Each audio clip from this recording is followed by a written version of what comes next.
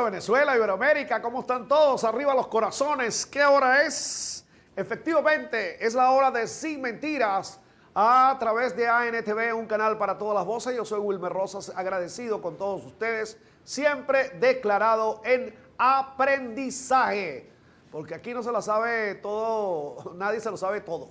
Aquí estamos declarados en aprendizaje desde hace un año y más, 35 años en el periodismo con todos ustedes.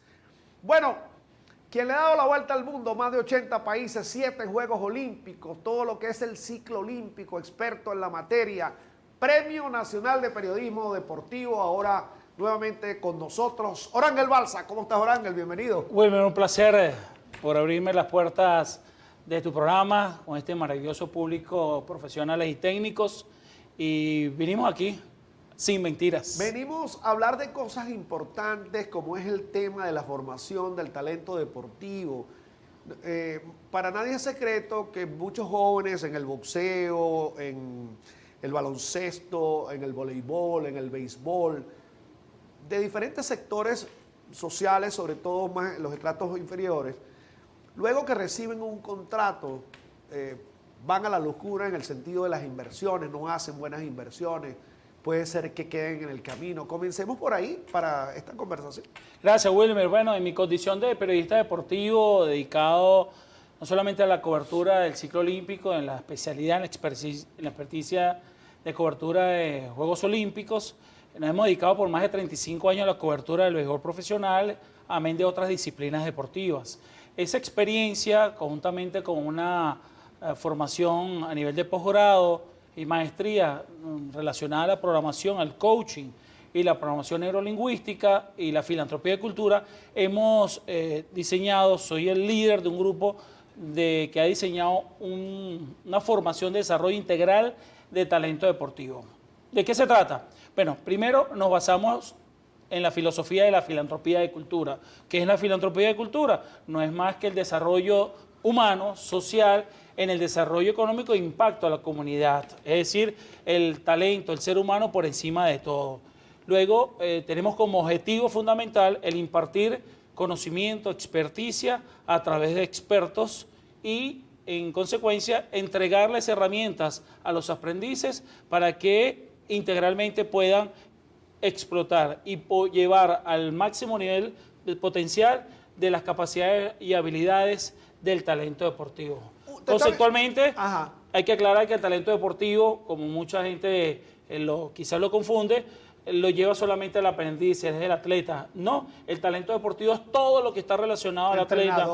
Fundamentalmente el entrenador, el psicólogo, el fisioterapeuta, padres y representantes. Y este es un programa que sensibiliza mucho el hogar y los propósitos de los padres que quieren ver en sus hijos la posibilidad que el deporte sea un vehículo para llevarlo a lo profesional. Y van a estar atentos porque vamos a compartir varios tips importantísimos. Mira, hay un elemento que, por cierto, tocaba en estos días con la presidenta de Colombia, Ángela Luz Chacón, y es el tema referido a esa expectativa del joven o de la comunidad o de sus padres y representantes por escalar desde el punto de vista social, socioeconómico, a través del deporte. A veces se logra, y tú sabes que, bueno, son muchos los que tratan de llegar, por ejemplo, al béisbol de Grandes Ligas y se quedan en el camino. Y otros que sí llegan, pero que una vez estando allí, dilapidan toda esa trayectoria porque le falta formación. Y desarrollo integral, sin duda alguna. Por eso es que el talento no es otra cosa que son las habilidades y capacidades que tiene un ser humano para dominar cierta ciencia, pero no lo es suficiente. Por eso nos preguntamos siempre, y tomamos el béisbol como ejemplo, que es la pasión de los venezolanos, es quizás la mayor referencia de lo que padres y representantes quieren ver, que sus hijos jueguen pelota para que lleguen a Grandes Ligas, sean millonarios y triunfen. Bueno, no solamente es esa, debería ser esa la visión.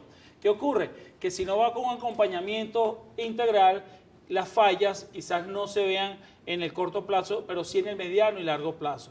Un ejemplo muy sencillo, que es la base fundamental de desarrollo. ¿Desde qué edad comienzan, y tomamos nuevamente la disciplina del béisbol, a jugar los muchachos? Desde los 6 años de edad.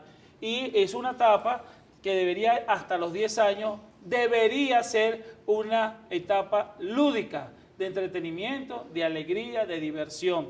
Y vemos, quienes nos están viendo y escuchando, sabemos y hemos sido testigos, porque es parte de nuestro diagnóstico, padres diciendo que su hijo con 10, 11 años de edad son unos grandes ligas garantizados. Más alejados de la realidad, imposible, porque además están en el proceso de formación, de crecimiento físico y mental, están en una etapa de prepubertad. Todos esos son factores que hay que determinarlos para que evitar el pronto fracaso, Claro, la decepción. que se rompa la expectativa, que se rompa la imagen onírica, el sueño. Claro. Porque la gente dice, tú vas a hacer grandes ligas, pero si a lo mejor no lo es, puede ser lo que pretendemos que sea un buen ciudadano. Bueno, de allí es nuestra formación de desarrollo integral del talento deportivo. Predecir lo que va a pasar mañana es imposible, pero en aquí y ahora le podemos decir al muchacho, tú tienes unas habilidades y unas capacidades para dominar esta disciplina. A eso voy, una pregunta, Orán, fíjate. Todo el mundo ahorita, para estas generaciones, la figura preponderante y quizás uno del mayor peso indiscutible en el deporte, ya sea profesional, olímpico, etcétera, es Yulimar Rojas. Yulimar Rojas dice, bueno, campeona mundial en salto triple, y la gente dice, bueno, es que yo quiero que mi hija sea como ella. Y si no tiene la habilidad, no tiene las características antropométricas, no va a poder llegar a eso. Claro, claro. No solamente el modelo, el rol del modelaje social, es decir, yo quiero que mi hijo sea como fulano de tal, un pelotero, Yulimar Rojas. Hay que entender que más allá del ímpetu, más allá, hay características fisiológicas, físicas que dependen del biotipo, y para eso, por ejemplo, los antropólogos hacen mediciones antropométricas y decir, bueno, si este muchacho tiene una proyección de estar sobre los 1,95, 2 metros de estatura, su posibilidad o su disciplina que lo puede llevar pueden ser disciplinas que la altura sea un factor de ventaja, voleibol, baloncesto.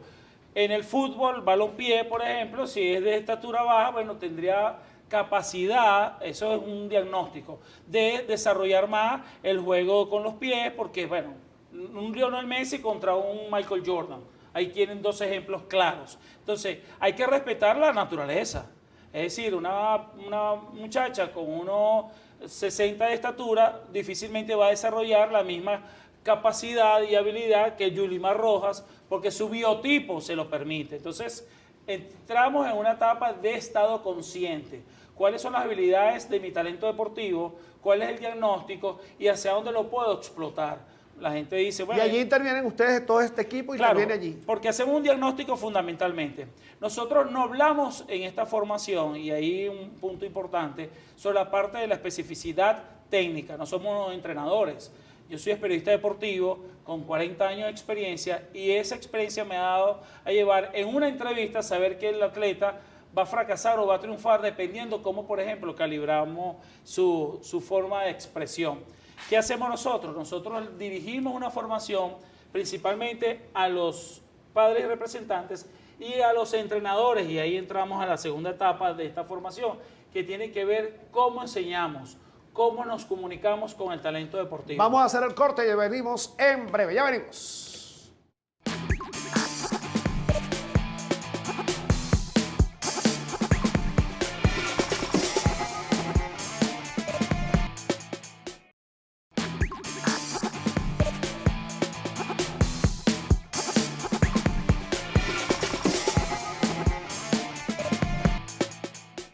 Continuamos con Orangel Balsa, Premio Nacional de Periodismo Deportiva en Venezuela. Y estábamos hablando en el interín sobre las oportunidades, sobre las posibilidades, sobre defender en estado consciente, decías tú, de tu oportunidad específica. A lo mejor te toca, pero tienes que estar preparado para ello. Claro, pasamos de la parte de la identidad, de la realidad, de la naturalidad. Es decir, mido 1,95, bueno, pudiera tener mayor probabilidad de jugar basquetbol, voleibol, que, por ejemplo, tenis de mesa, que el biotipo se adapta más a una estatura menor. Pero ahora pasamos a la realidad, comunicación. ¿Cómo hacemos empatía? ¿Cómo sabemos dónde estamos y hacia dónde vamos?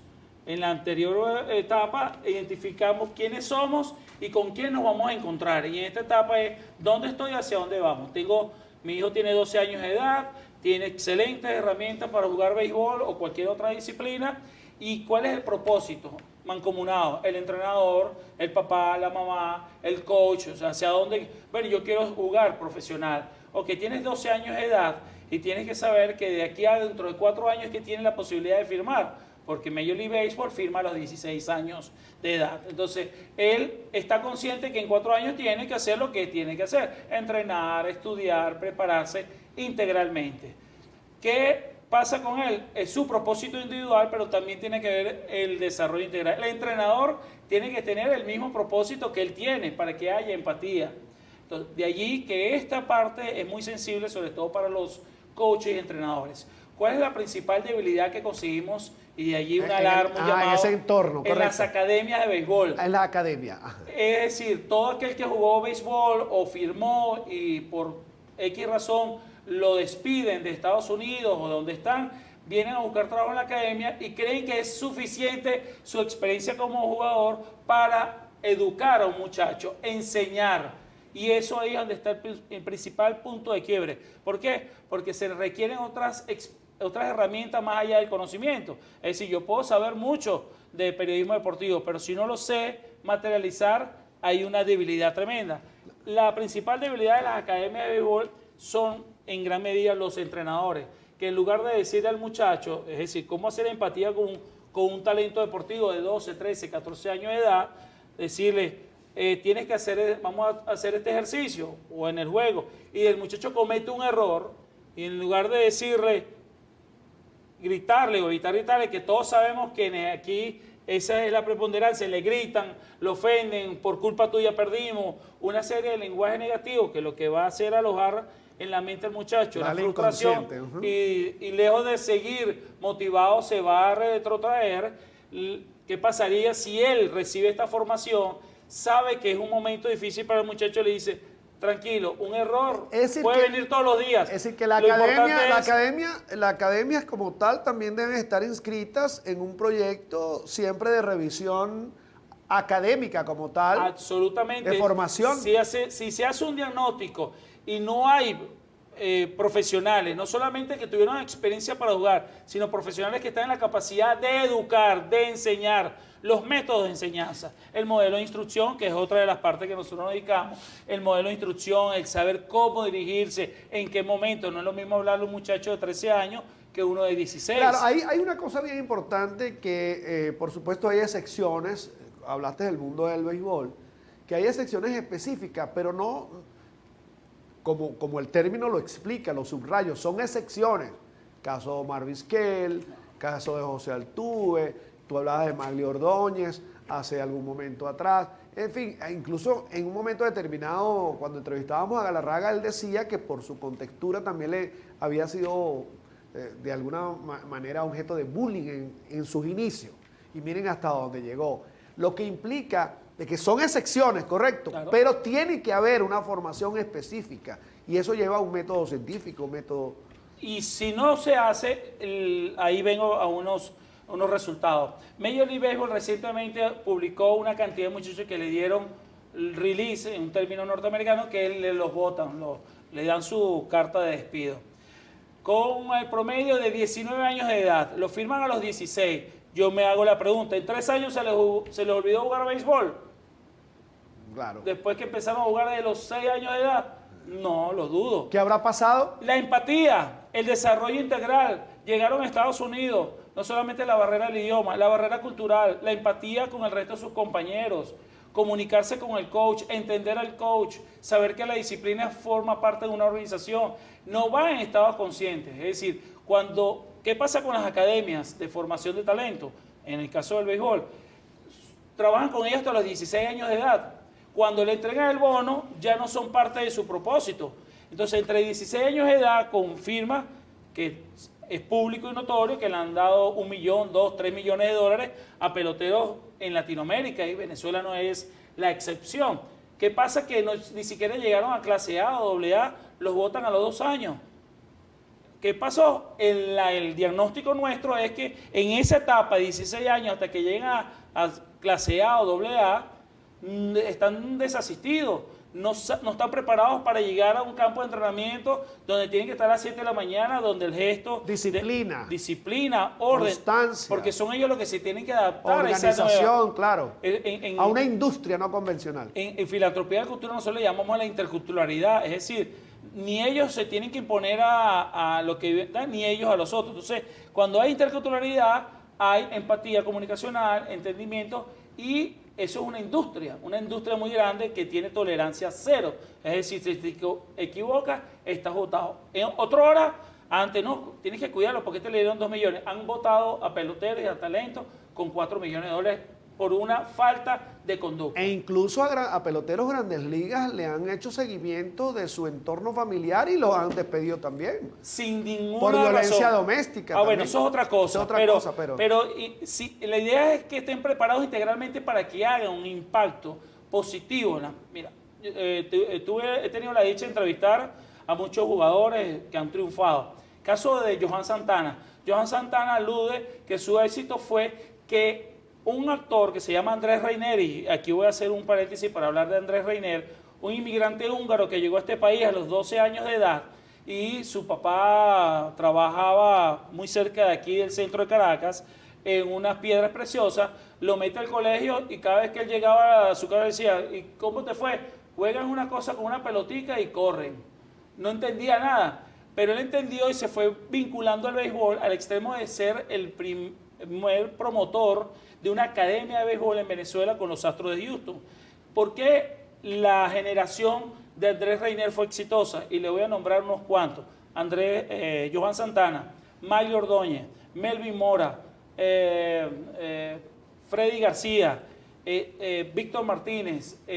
Fue una generación que él preparó. ¿Por qué se da cuenta Andrés Reiner, un inmigrante húngaro, y no se da cuenta un venezolano que los que estaban yendo a Estados Unidos regresaban? ¿Qué te pasó? No me fue bien. Esos tipos no me quieren. No me dieron la oportunidad. Excusas. El talento no estaba preparado para triunfar allá.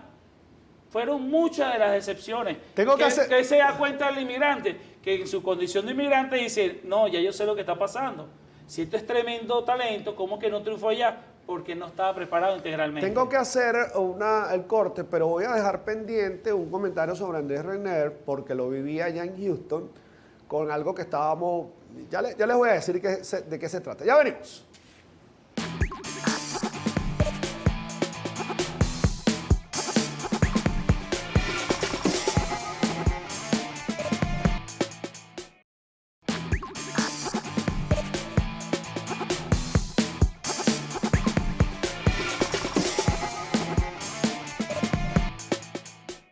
Continuamos en Sin Mentiras. Rápidamente con Andrés Reiner, que trabajaba con los Astros de Houston. Yo tuve la oportunidad de conversar con él en Houston, precisamente, sobre la idea de construir un estadio para Caracas. Fíjate, en ese tiempo Teodoro Pekov me dijo, para descansar, me dijo, no, Caracas no está preparada para un nuevo estadio. Fíjate esto, ¿no? Mira el estadio que están haciendo en La Rinconada aquí en Venezuela. Mira el estadio de La Guaira, Jorge Luis García Carneiro. Es decir, ahora algunos se preguntarán, bueno, ¿y para qué va a servir el estadio universitario? Porque La Guaira va a tener su estadio. Y a lo mejor puede ser la posibilidad de una expansión de la liga, quién sabe. Pero era un comentario que quería atraer ahí. Mira, las redes sociales están vibrando porque están preguntando boxeadores, están preguntando jugadores de béisbol, jugadores de fútbol, jugadores de baloncesto, jugadores de tenis de mesa. Dicen que cómo se incorporan, que cómo es la formación, que cómo es la formación está dirigida a entrenadores, padres y representantes, dueños de clubes, gerentes, dueños de equipos. El que gerencia el deporte debe tener esta formación, porque si no hay comunicación con todos esos factores, el resultado no va a ser el óptimo. De manera que esto está dirigido a todos ellos. No hay disciplina deportiva ni de conjunto ni individual que pueda eximirse de esta formación. Es necesario, es fundamental estar en estado consciente, sobre todo cuando son disciplinas de inicio de temprana edad, que son fundamental. Entonces, hay una parte que es la que cerramos con la formación, que es la parte de la comunicación. Y la empatía. Comunicación es decir, cómo nos comunicamos con el atleta. La comunicación efectiva y asertiva. Cómo decirle de la manera poderosa, las palabras poderosas, para que haya un feedback. Algo fundamental y exitoso y potente en el deporte, que es el lenguaje en positivo. Y eso es sin mentiras. Así es. Lenguaje positivo. Si usted le aloja en la mente al muchacho, tú no sirves, el no, no, no, él se lo va a alojar en la mente y va a estar bloqueado en lugar de decirle, tú cuentas con capacidades y habilidades y lo has hecho anteriormente. Fue un error, supéralo, pero ya tú sabes lo que haces. Hay un proyecto que yo quiero, porque soy parte de la familia del tenis de mesa en este país, Ajá, ha sido mi disciplina, y estoy muy contento con la disciplina porque recientemente me invitaron a la presentación de un proyecto que se llama Sueño Olímpico, por cierto, que está avalado e impulsado por la Asamblea Nacional. Y cuando hay programas que están visualizados hasta el 2028 y más, son 10 años que hay un propósito. El presidente de la Asamblea juega muy bien tenis de mesa. Ahí vamos, los retos. Jugamos muchos años juntos. Jorge Rodríguez juega muy bien tenis de mesa. Sin duda, soy testigo. Mire, y la vicepresidenta Delcy Rodríguez también juega. Eran parte de mi equipo de la Liga Metropolitana. Vaya un saludo para ellos. Ese proyecto es muy claro y da claras evidencias de ventaja, porque se visualiza un proyecto de 10 años. ¿Qué se requiere para 10 años? Bueno, se requiere entrenamiento, entrenadores, dinero, infraestructura. Por cierto, hay una infraestructura en San José que lleva el nombre de dos excelsos jugadores de tenis de mesa, Elizabeth Popper, nuestra abanderada en los Juegos Olímpicos en Seúl 88, y el mejor jugador de tenis de mesa en la historia de este país, Francisco López. Una inspiración para esas generaciones. Sigo las redes sociales de la Asociación de Tenis de Mesa del Distrito Capital y me tienen muy contento. Ellos, además que tenemos una empatía sobre la formación y vamos a construir con ellos, es fundamental. Por ejemplo, de datos científicos, eso es sin mentiras. Un atleta que quiera llegar al tope de su máxima expresión, llámese campeón mundial, Juegos Olímpicos, oro, requiere una inversión de tiempo de 10.000 horas para llegar a esa élite. 10.000 horas es más o menos trabajando 8 horas diarias, de lunes a sábado, 11 años sin ningún contratiempo, ni lesiones, ni operaciones, ni nada. 11 años. Cuando uno le dice a ese muchacho, tú estás hoy aquí, dentro de 11 años es que tú puedes llegar a la máxima expresión, su cerebro se adapta a ese proyecto. En lugar de decirle como suelen decirle padres y representantes y entrenadores, tú estás listo, tú 2 años más vas a ser campeón mundial. ¿Qué pasa si no llega? Ofertas engañosas. La frustración. Tú eres una guerrera, hija o hijo. Tú nadie te va a ganar. Tú eres el número 1. Tú eres invencible. Son unos mortales. ¿Y qué pasa cuando pierden? La frustración. Mira, por cierto que yo quería tu opinión. Ya hemos realizado los aportes en materia de formación. Hay que hacer contacto con ustedes. Pero yo quería meternos en los sectores de opinión, que es el leitmotiv del programa. Fíjate, por ejemplo, en algunos deportes específicos se dice que hay quienes dominan el deporte. En el tenis se habló de que era un deporte blanco y lo dominó Serena Williams, por ejemplo, o Venus Williams. Por cierto que se está retirando Roger Federer. Yo publiqué recientemente en mis redes sociales, le dije, quienes etiquetaron por muchos años que el tenis era un deporte blanco, hoy se resignan serenamente a aceptar que la mejor del mundo es del color opuesto. Así es, Serena Williams. Y decía esto porque viene a colación quienes han dominado el deporte. Yo escuchando en estos días grabaciones de Muhammad Ali y Cassius Clay, que pudimos entrevistar en alguna oportunidad en Texas, él decía que todo era blanco, todo en el mundo era blanco, pero él era el número 1 del mundo de todos los tiempos. Es decir, él se autodenominaba como era Cassius Clay. Pues.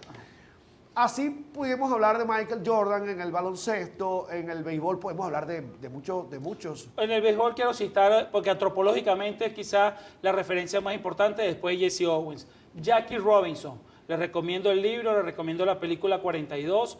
Jackie Robinson fue el primer jugador de raza negra en jugar en las grandes ligas porque estaba prohibido. Y una serie de factores de empatía, de humildad, de reconocimiento. Se dice... Branky, el gerente general de los Dodgers de Brooklyn, que escogió a Jackie Robinson no era el mejor jugador en ese momento, es decir, no tenía las mayores capacidades y habilidades para dominar, porque estaba Satchel Paige, Josh Gibson, que eran unos monstruos jugando, pero no contaban ellos con lo que le sobraba a Jackie Robinson, la empatía, la humildad, la capacidad de adaptarse y la tolerancia, porque sabía lo que se iba a enfrentar. En el contrato, en la cláusula número 3 del contrato de Jackie Robinson decía, si te escupen a la cara, no puedes enojarte. Bueno, tú sabes. Y eso hizo, bueno, ya todos sabemos lo que está en el béisbol. La historia escrita. Ahora fíjate, tú sabes que eso se conecta con el hecho formativo de lo que ustedes realizan en la producción, la última producción de Netflix, que es un reportaje, todo un documental sobre Michael Jordan, The Last Dance, el último baile. Él habla de eso. Él decía, tenía que estar preparado mentalmente mientras todos los demás estaban consumiendo drogas, estaban consumiendo alcohol, iban con prostitución. Él estaba en otro tema. Y por eso fue que llegó. Y por eso es que se mantiene. Por cierto, en la venta de una camiseta del mayor costo en la historia del deporte, $10 millones. Costó la camiseta de Michael Jordan en una subasta. Entonces volvemos, sin mentiras. Si no hay trabajo mental, no hay desarrollo físico, ni hay propósitos que se puedan concluir. Yogi Berra, un excelso jugador de béisbol, dijo que el béisbol, por citar otra vez el béisbol, es 90% mental y 10% físico. ¿Cuánto invierte un pelotero, el papá de un pelotero, en el trabajo mental de un talento? Ahí les digo esa reflexión. Lo hacen al revés, 90 físico y nada mental. Cuando tienen que salir a un momento determinado de desgaste mental, no tienen las herramientas, no tienen. Y nuestra formación busca entregar esa herramienta para que los entrenadores tengan esa capacidad de potenciar esa capacidad y esa habilidad. Voy al corte, pero voy a meter en elementos de opinión. Hay que meternos en el tema de las academias y la explotación comercial de los muchachos en las diferentes áreas. También quiero que me des una opinión con respecto a los agentes deportivos. Quien tiene relación con eso debe opinar sobre el tema. Ya venimos.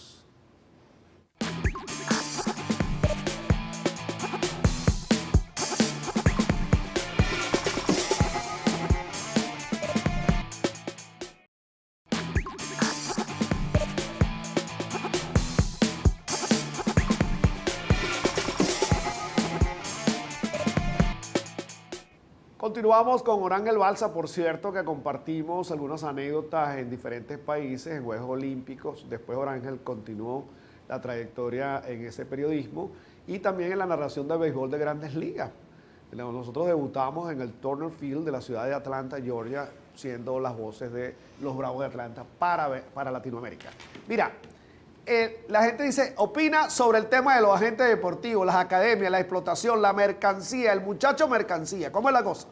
Es el principal problema que hay en las academias. Es decir, ver al muchacho no como un ser humano, como un mortal, como un ser maravilloso, sino como una mercancía. ¿Qué va a pasar?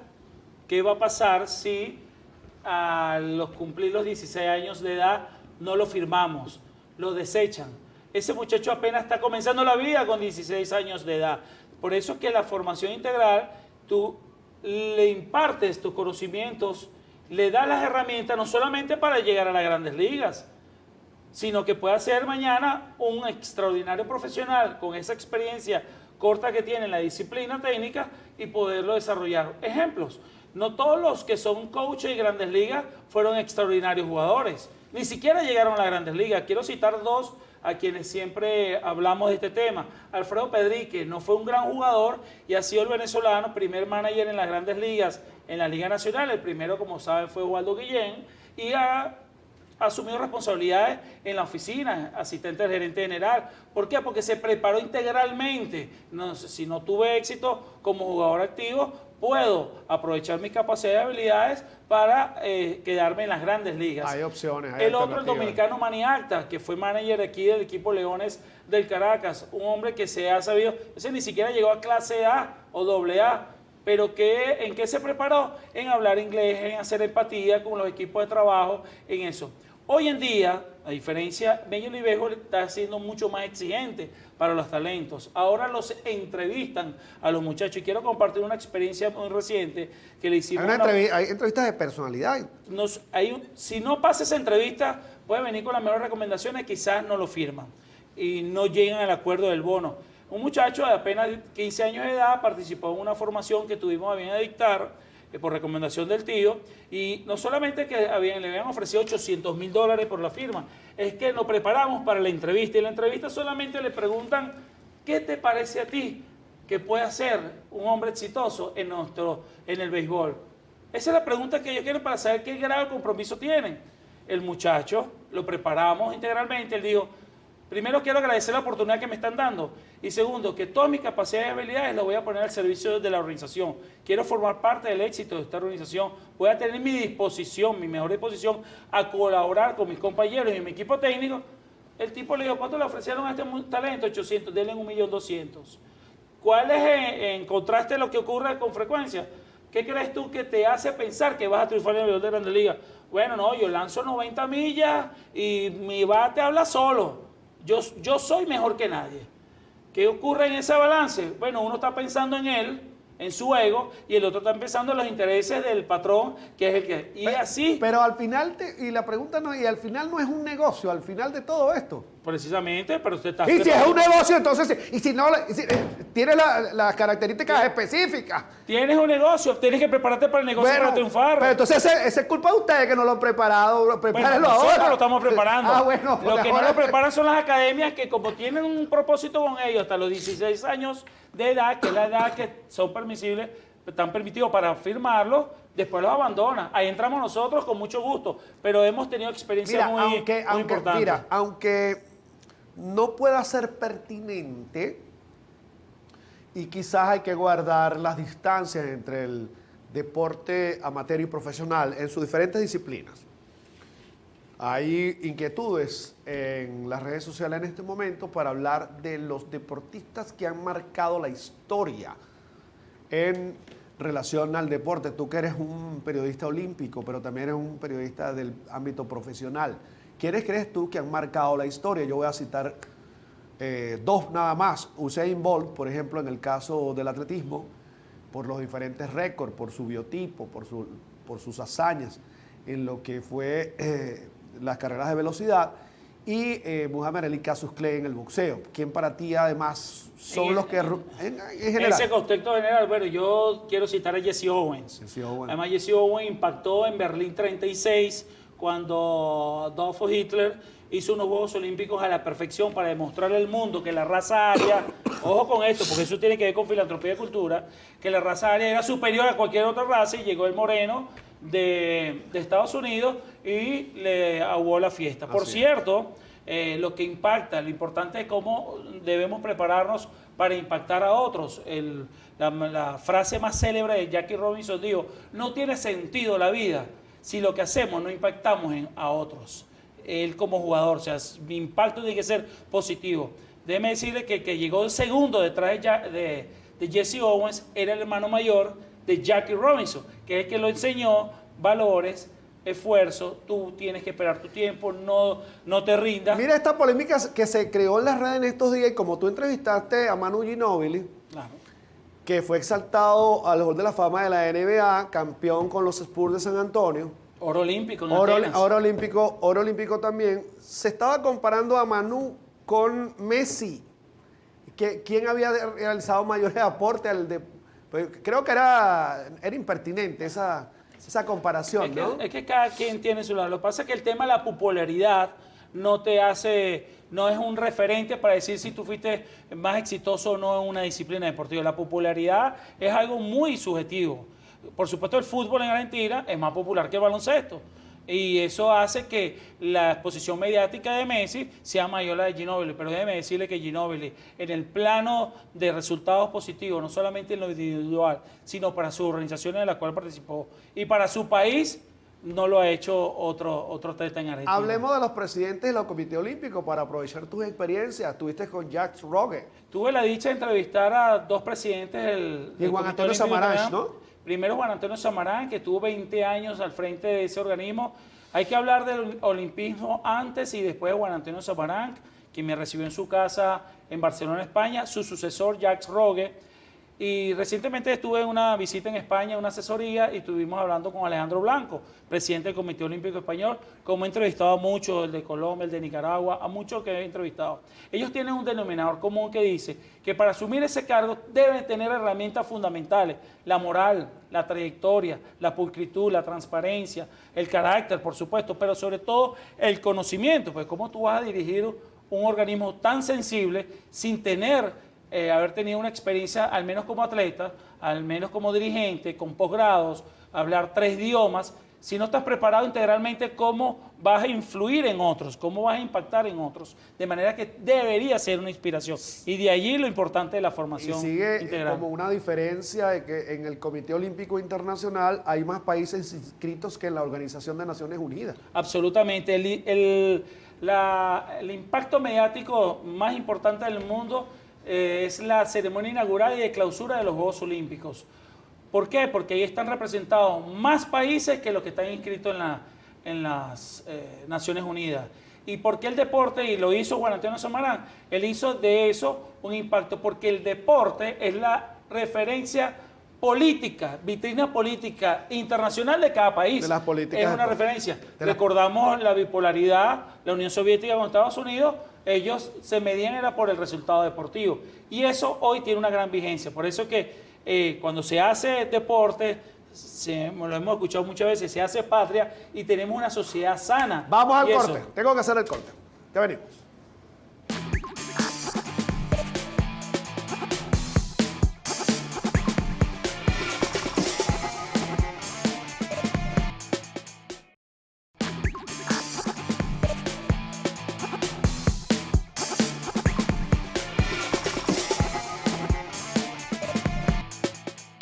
Sin Mentiras está llegando a todos ustedes gracias a la cortesía de la alcaldía del municipio Ambrosio Plaza en Guarenas con Freddy Rodríguez, que realiza un trabajo importante en la aplicación de políticas públicas en Guarenas, al igual que en la alcaldía de Guárico de Zaraza, de Pedro Zaraza, allá en Guárico, donde Carlos Castillo también desarrolla su actividad comprometiéndose con los niveles regionales y nacionales en la labor positiva de construir una extraordinaria política pública. Y cuando se refiere a La Guaira, Suárez resuelve. La alcaldía del municipio Vargas en La Guaira, demostrando cada día que ese trabajo del 1x10 ha dado resultado. En el caso de La Guaira, Suárez resuelve. Bueno, Orangel Balsa. Seguimos nosotros. Por cierto, el libro, hay que darle crédito al libro que realizaste. Sí, ahí tenemos 2 publicaciones, citas olímpicas, Ajá. que reunimos a unos personajes que han impactado. Ahí está Ginóbili, Manuel Ginóbili, oro olímpico en Atenas, 2 presidentes del Comité Olímpico Internacional, Juan Antonio Samaranch y Jacques Rogue, su sucesor. Ahí hay 32 años al frente de ese organismo. Doña Flor Izaba, la dama del olimpismo en Venezuela. Alexis Argüello. Alexis Argüello es una curiosidad, porque Alexis Argüello nunca participó como atleta en Juegos Olímpicos, pero ha sido el único abanderado en unos Juegos Olímpicos sin haber participado en Juegos Olímpicos. Alexis Argüello le dieron esa distinción en Nicaragua. Por supuesto, nuestro venezolano Rubén Limardo, y también está un Nelson Carrero, que fue olímpico en Moscú 80 con el balompié venezolano. Por cierto, que me enteré que hay una iniciativa del tenis con la diplomacia en Venezuela. Estamos en un reto que nos invitó la Federación Venezolana de Tenis, Luis Contreras, su presidente, para sumarnos a un proyecto, y le diseñamos y estamos hoy, lo podemos anunciar, se va a hacer un torneo de tenis sencillo, abierto, individual, masculino y femenino, que vamos a reunir a la diplomacia venezolana en la Federación de Tenis en Santa Rosa de Lima los días 12, 13 y 19 de noviembre. Se va a reunir la diplomacia venezolana en una fraternidad a través de la disciplina olímpica del tenis. Y el Qatar, ¿qué opinas de Qatar? Vamos caminos hacia Qatar. El fútbol es una expresión universal, es considerada la disciplina más difundida, más practicada para algunos en materia cuántica. Y bueno, Qatar tiene mucho que mostrar, tiene mucho que tendrá una gran oportunidad para demostrar el talento del fútbol y lo que es el espectáculo del balompié. Rápidamente, Luis Aparicio en el Hall de la Fama del Gol de Grandes Ligas, pero dicen que Miguel Cabrera va a entrar cuando se retire, pues, al día siguiente. A los 2 segundos que se retire y después de cumplir el lapso permitido, que son 5 años de su retiro, es un absoluto miembro ya del Salón de la Fama. Está en peligro el liderato, el récord de jonrones de las Grandes Ligas en manos de Barry Bonds por Albert Pujols. Bueno, hoy que estamos aquí a la hora, está en su mejor momento, está en una... Llega a 700, ¿no? Debe llegar a 700, no sé si va a llegar a estar sano, que es lo importante, la salud que ellos tanto piden. Unos 2 o 3 años más, por lo menos. Debería. Entonces, ya él había anunciado su retiro. Esto pone a prueba si va Albert Pujols. Ahí va a jugar la danza de los millones, porque puede ser una... ¿sabes? No te me retires porque eso es un espectáculo. Lo que pasa es que el dinero, y eso es algo que yo quiero aclarar, y por eso que el llamado a la reflexión de los padres, de los entrenadores, está comprobado que el dinero no hace un atleta, no hace un resultado final. La inversión, que es otra cosa, sí. Es decir, no porque un talento tenga más dinero que otro va automáticamente a lograrlo. Es decir, la inversión, le pueden invertir todo el dinero del mundo. Yo creo que el talento de Albert Pujols es excepcional, tiene la capacidad de seguir dando más honrones, no sé si va a llegar a superar la capacidad de síntesis en este momento para precisar opinión con respecto a las exclusiones de países o de atletas por razones políticas en los Juegos Olímpicos, por ejemplo. No hay ninguna exclusión. Al contrario, el único organismo universal que ha hecho que países que excluyan atletas por razones políticas y le dan refugio en otros es el Comité Olímpico Internacional. Hay un equipo que se llama Refugiados. De hecho, hay entre otros países que están involucrados con eso. Es decir, el deporte es una expresión, es quizá la expresión sociológicamente que más identifica y se asemeja y le hace analogía a la sociedad. ¿Qué es un equipo? Un equipo de conjunto, un equipo de baloncesto de fútbol. ¿Quiénes están representados ahí? Lo mismo que se representa en la sociedad. En un equipo de fútbol está el flojo, está el irresponsable, está el que trabaja más, el envidioso, el egoísta, el ególatra. La sociedad es así. Las sustancias prohibidas y el doping en el deporte tienen que ser cada vez más duras y más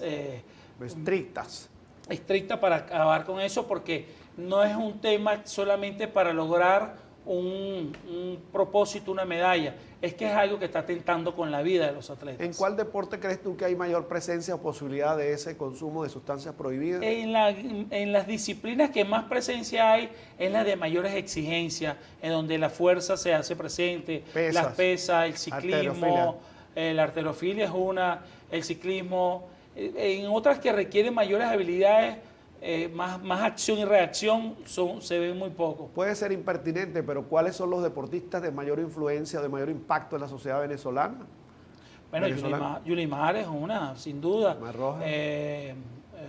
Rubén Limardo, jugadores de béisbol. En la medida que tengan, después de su retiro, un comportamiento idóneo. Mire, tú tenías una bola de cristal porque Rubén Limardo iba para los Juegos Olímpicos y tú dijiste en Canalí que iba a ganar la medalla de oro. ¿Cómo es la cosa tuya? De eso se trata. No se trata de tener una bola de cristal y adivinar si un talento... Estabas dateado, chico, estabas dateado. No, en tu programa lo dijimos.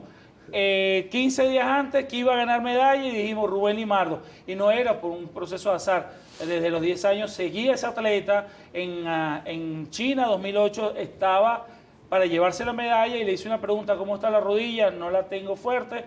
Después me operé y le decía: será en Londres que te va a ganar la medalla, y así fue.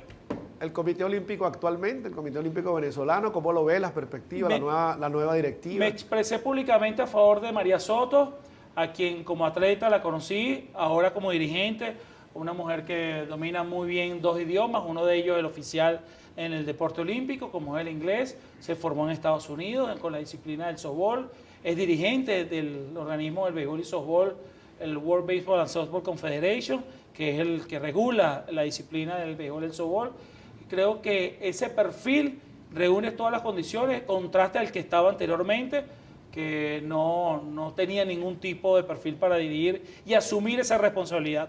De manera que al menos tiene en el perfil, en el plano, capacidades, habilidades extraordinarias para tener una gestión exitosa, María Soto. En el béisbol, tú sabes que hay una expresión muy lapidaria que se atribuye o que fue expresada por Yogi Berra. El juego no se acaba hasta que se acaba, pero este juego se acabó.